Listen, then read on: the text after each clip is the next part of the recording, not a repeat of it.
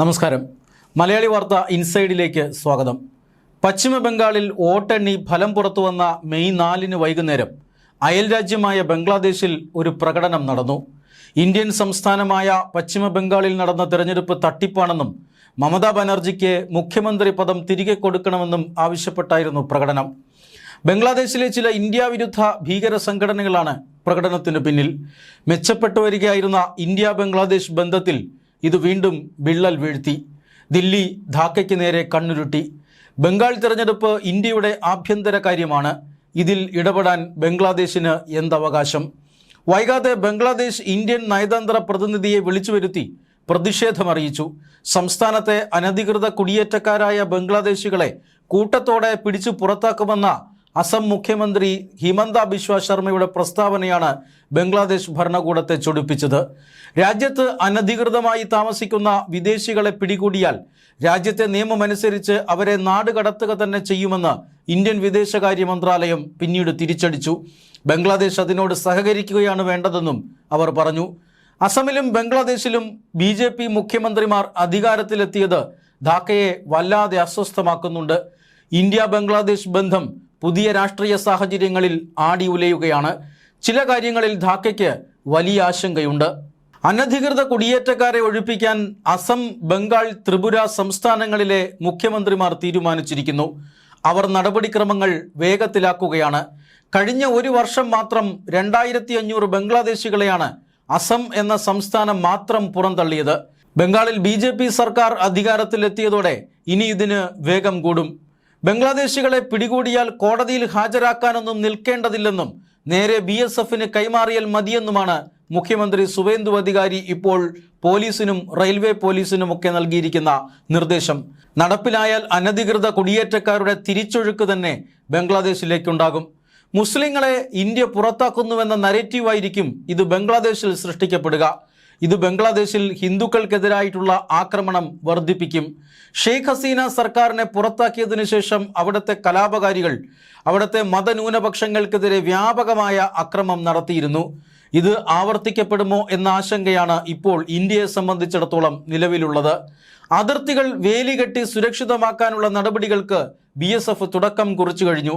ഇതിനായി എത്രയും വേഗം ആവശ്യമുള്ള ഭൂമി BSFന് കൈമാറാൻ ബംഗാൾ മുഖ്യമന്ത്രി സുവേന്ദു അധികാരി ആദ്യ മന്ത്രിസഭാ യോഗത്തിൽ തന്നെ ഉത്തരവിട്ടിരുന്നു.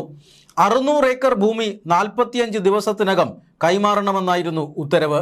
ഇതുകൂടാതെ സിലിഗുരി കോറിഡോറിൽ മറ്റൊരു 122 ഏക്കർ ഭൂമി കൂടി കൈമാറാൻ ഉത്തരവിട്ടിട്ടുണ്ട്. വർഷങ്ങളോളം മമതാ ബാനർജി തടഞ്ഞു വച്ചിരുന്ന നടപടിയായിരുന്നു ഈ ഭൂമി കൈമാറ്റം. അന്താരാഷ്ട്ര അതിർത്തിയായ പോയിന്റ് 0 നിന്ന് 50 അടി അകത്തേക്കുള്ള സ്ഥലമാണ് ഇപ്പോൾ സർവേ നടത്തി സൈന്യത്തിന് കൈമാറുന്നത്.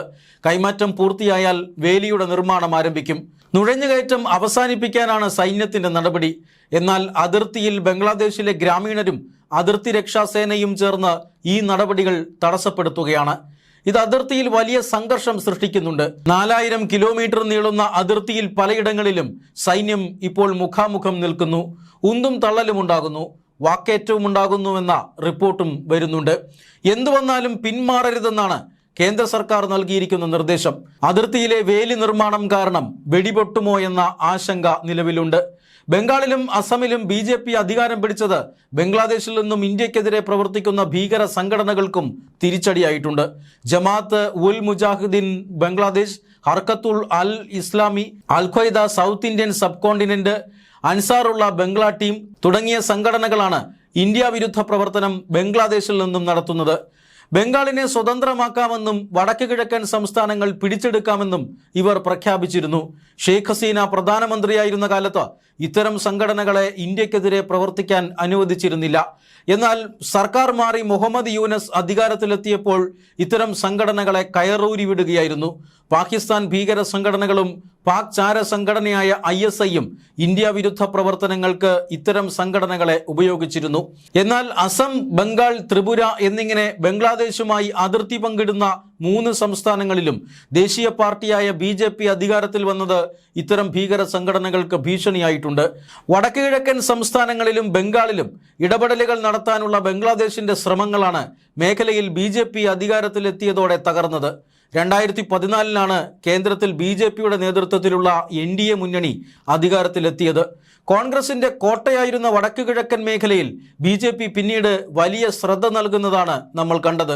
2 വർഷത്തിനുള്ളിൽ 2016 BJP അസമിൽ അധികാരത്തിലെത്തി. പിന്നീട് അധികം വൈകാതെ മിസോറാം ഒഴികെയുള്ള എല്ലാ വടക്ക് കിഴക്കൻ സംസ്ഥാനങ്ങളിലും BJP അധികാരം പിടിച്ചു. അപ്പോഴും BJPക്ക് പിടികൊടുക്കാതിരുന്നത് ബംഗാളായിരുന്നു. 2011 മുതൽ മമതയുടെ കോട്ടയായിരുന്നു ബംഗാൾ. അവർ BJPയെ ശക്തിയുക്തം എതിർത്തു. കേന്ദ്ര സർക്കാരുമായി നിരന്തരം ഏറ്റുമുട്ടി. കേന്ദ്ര സർക്കാർ ആവിഷ്കരിച്ച നിരവധി സാമൂഹിക സുരക്ഷാ പദ്ധതികൾ മമത ബംഗാളിൽ നടപ്പിലാക്കിയില്ല. ആയുഷ്മാൻ ഭാരത്, ബേട്ടി ബച്ചാവോ ബേട്ടി പഠാവോ, പ്രധാനമന്ത്രി ജൻ ആരോഗ്യ യോജന, പ്രധാനമന്ത്രി കൃഷക് ഭീമ യോജന, വിശ്വകർമ്മ യോജന, ഉജ്ജ്വല യോജന തുടങ്ങിയ പദ്ധതികളൊന്നും മമത സംസ്ഥാനത്ത് നടപ്പിലാക്കിയില്ല. മറ്റ് സംസ്ഥാനങ്ങളിൽ ഏറെ ജനകീയമായ പദ്ധതികളാണ് ഇതിൽ പലതും. സെൻസസ് നടപടിക്രമങ്ങൾ തുടങ്ങാനോ ഭാരതീയ ന്യായ സംഹിത നടപ്പിലാക്കാനോ മമതാ സർക്കാർ തയ്യാറായില്ല. അതിർത്തികൾ സുരക്ഷിതമാക്കാൻ സൈന്യത്തിന് ഭൂമി കൈമാറണമെന്ന രാജ്യസുരക്ഷാപരമായ ആവശ്യം പോലും മമത ചെവിക്കൊണ്ടില്ല. അധികാരത്തിലിരുന്ന 15 വർഷവും കടുത്ത ന്യൂനപക്ഷ പ്രീണനം നടത്തിയത് മമതയ്ക്ക് തന്നെ പിന്നീട് വിനയായി. ഭൂരിപക്ഷം ഒന്നായി BJPയിലേക്ക് പോയി. ശക്തമായ ഭരണവിരുദ്ധ വികാരം കൂടിയായപ്പോൾ മമതാ സർക്കാർ ബംഗാളിൽ നിലംപതിച്ചു. മമതയുടെ പല നിലപാടുകളും ബംഗ്ലാദേശിലെ ഇന്ത്യ വിരുദ്ധ ശക്തികൾക്ക് അനുകൂലമായിരുന്നു. ഇതെല്ലാം BJP സർക്കാർ വന്നതോടെ തിരിച്ചടിക്കുകയാണ്. അതിർത്തികൾ വേലികെട്ടി സുരക്ഷിതമാക്കാനും നുഴഞ്ഞുകയറ്റം അവസാനിപ്പിക്കാനും രാജ്യത്തിനകത്ത് താമസിക്കുന്ന ബംഗ്ലാദേശികളെ കഴുത്തിന് പിടിച്ച് പുറത്താക്കാനും ഇപ്പോൾ BJP സർക്കാർ ശ്രമിച്ചുകൊണ്ടിരിക്കുന്നു. ഈ നടപടികൾ ബംഗ്ലാദേശിൽ വലിയ ചലനങ്ങൾ ഉണ്ടാക്കുകയാണ്.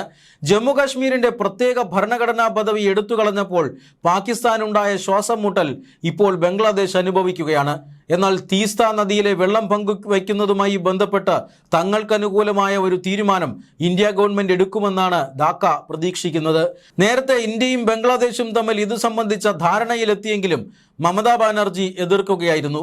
ബംഗ്ലാദേശിൽ നടന്ന തെരഞ്ഞെടുപ്പിൽ BNP അധികാരത്തിൽ വന്നതോടെ ഇന്ത്യ ബംഗ്ലാദേശ് നയതന്ത്ര ബന്ധം മെച്ചപ്പെട്ടു വരികയായിരുന്നു. 300 അംഗ പാർലമെന്റിൽ 200 സീറ്റുകൾ നേടിയാണ് ബംഗ്ലാദേശ് നാഷണൽ പാർട്ടി അധികാരത്തിൽ വന്നത്.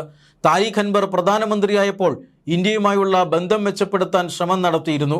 ഇന്ത്യയിൽ അഭയം നേടിയിരുന്ന മുൻ പ്രധാനമന്ത്രി ഷെയ്ഖ് ഹസീനയെ വിട്ടുകിട്ടണമെന്ന ആവശ്യം ഇന്ത്യ അംഗീകരിച്ചിട്ടില്ലെങ്കിലും സാധ്യമാകുന്ന മേഖലകളിൽ സഹകരിക്കുക എന്നതായിരുന്നു BNPയുടെ നയം.